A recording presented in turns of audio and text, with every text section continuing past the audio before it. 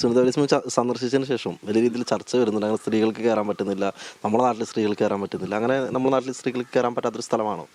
അത് ശരിക്ക് ഈ പള്ളിപ്രവേശമായിട്ട് ബന്ധപ്പെട്ട് കർമ്മശാസ്ത്രപരമായൊരു ഡിബേറ്റ് ഉണ്ട്. ഞാൻ അതിലേക്ക് അഭിപ്രായം പറയുന്നില്ല, പണ്ഡിതന്മാർ പറയേണ്ടതാണ്. പക്ഷേ പൊതുവേ ഞാൻ മനസ്സിലാക്കിയത് ഡിബേറ്റ് ഇല്ലാത്തൊരു വിഷയമാണ് സ്ത്രീകൾക്ക് പള്ളിയിൽ പ്രവേശിക്കുക കാണുക എന്നുള്ളത്.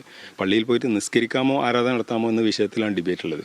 പക്ഷേ പരമ്പരാഗതമായിട്ട് നമ്മുടെ നാട്ടിൽ അങ്ങനെ ഒരു സിസ്റ്റം ഇല്ലാത്തതുകൊണ്ടാണ് പലപ്പോഴും അങ്ങനെ തോന്നുന്നത്. പക്ഷേ പുതിയതായിട്ട് വന്നപ്പോൾ മർക്കസ് നോളജ് സിറ്റിയിൽ പോലും സ്ത്രീകൾ രാവിലെ പള്ളി കാണുന്നുണ്ട്. അപ്പോൾ വലിയൊരു ഡിബേറ്റ് ആക്കേണ്ട കാര്യമില്ലായിരുന്നു. പക്ഷേ അൺഫോർച്ചുനേറ്റ്ലി ആ കമ്മിറ്റി അവർ വളരെ പ്രോഗ്രസീവാണ്. അവർ ഇങ്ങനത്തെ ഒരാൾ വന്നപ്പോൾ ഞാൻ അവരോട് വിളിച്ചു പറഞ്ഞു സുനിത വില്യംസ് വരുന്നുണ്ട്, കാണാൻ പറ്റുമോ വെച്ചപ്പോൾ അവരെല്ലാവരും സ്വീകരിച്ച് വളരെ പോസിറ്റീവായിട്ട് എടുത്തു. എനിക്കത് വലിയൊരു സന്തോഷം തോന്നുന്നുണ്ട്.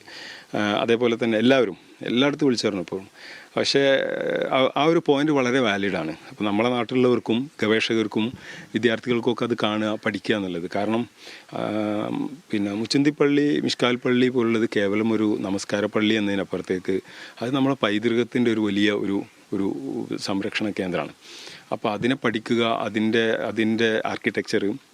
അപ്പോൾ അത് പിന്നെ യഥാർത്ഥത്തിൽ സംഘടനകളിൽ ആരും അഭിപ്രായ വ്യത്യാസമില്ലാത്തൊരു കാര്യമെന്ന നിലക്ക് എല്ലാവർക്കും കാണാനും പരിചയപ്പെടുത്താനും കഴിയേണ്ടതാണ്. പക്ഷേ പള്ളിയുടെ പവിത്രത സൂക്ഷിക്കണം.